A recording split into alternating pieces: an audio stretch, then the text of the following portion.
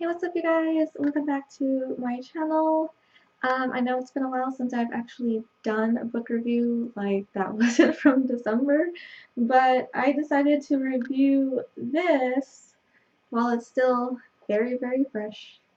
Very fresh in my mind. So this is Never Ending by Martyn Bedford. I don't even know. So the tagline says, "How can she live what she did?" And there's a picture of this girl casually just sitting on a cliff. I thought it was a really intriguing cover, and I thought the blurb was really interesting. This book actually follows a girl named Shiv, and in the opening of the book, we are with her in the car with her father, and they're on their way to this treatment center type of place. And so it's kind of awkward. It's kind of hard to really understand what's going on just because you're in her mind. And so she's thinking of the things as in the moment versus what happened before. Actually, the thing that kind of really annoyed me about this book was that the before part um, took forever. Like, I just wanted to know what happened to her brother. Like, seriously, I was waiting, just waiting to be told what happened because it took so long. But so she checks into this place, and as soon as she's in her room, she encounters this girl who has a really bold personality. I don't remember her name. Um, oh, Karen. Her name was Karen, and she was probably one of my favorite characters in the book because she was so bold and she had this big personality, and she was a really good friend to Shiv, and that's pretty much, I would assume, I've never been in a center like this before, but I would assume that it'd be really hard to make friends only because nobody really wants to be there. Let's be real. One of my other favorite characters was Mikey, who was Shiv's buddy throughout their treatment, and he had a very dark secret as well. For some reason, all of the kids that were there with her, they all had one thing in common. Somebody that they had loved had died, and they felt that they were the cause of the death.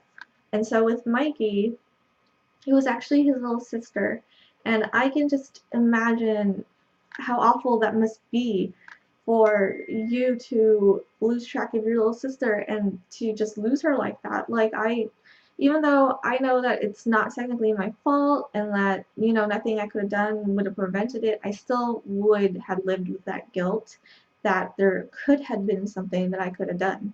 And with Mikey, he was a rebel. He made a mess of a lot of things that went on, and he was always getting into trouble because he just wasn't sticking with the system. So you get to see a lot of him, and you get to see him and Shiv and how they kind of communicate, how he's so closed off to everybody, but how he opens up to her, and how she really wanted to be there for him. So, I mean, it was really nice to see a friendship form out of a really bad situation. Other than that, I had kind of high expectations for this book, I'm not gonna lie. I was hoping there'd be some kind of plot twist or something sinister was going on in the center, or aliens were going to show up, or ghosts or something. But no, this is your basic contemporary book about a girl who goes into a treatment center, leaves the treatment center, and goes on to live as normal of a life as she can. There was a lot of things in here that didn't really make any sense to me, like why she went back to the house that they had, or the villa that they had rented when her brother was still around. And I know I haven't really touched on her brother or her grief or anything like that, only because while it was like the point of the book, I didn't really feel like it was, if that kind of makes sense. I feel like the book was more focused on her friendship with Mikey and Karen and all the other kids that were with her in this treatment center, and not so much her dealing with the grief of her brother. Um, so yeah, that just, I mean, if I had to rate it, I'd probably give it like 2.5 out of 5, probably. Probably 2.5 out of 5, yeah. Let's go with that. So that is my review for Never Ending, which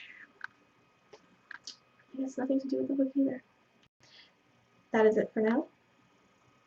I think I'm going to do another book review and a couple other videos, so if I'm still wearing the same thing, then that is why. Also, do you like my new shirt from Turtle Tea? I keep forgetting what it's called, but I thought this was cute because the look on Link's face, and he's like, what the hell is going on? And Zelda, I think she's smiling, but she's not looking like at Link. And I don't know if this is like in reference to a game or something that actually happens in the game, but I just thought it was really funny, and I have realized that I really like stuff that has to do with Link because I've bought a ton of like every time I'm like having to choose between like some kind of game type of apparel or something, I always go with either Triforce or with something that has Link on it, and I don't understand really why, but I've always been drawn to Link himself in general ever since I was a kid. He just looks really cool to me, I guess. I don't know. Don't really know. So that is it. I will go ahead and film my next review, which I don't even know what it's going to be. And then I will be filming some other videos that I should have gotten done a really long time ago. So that is it. I will stop talking. I will see you guys later. Bye!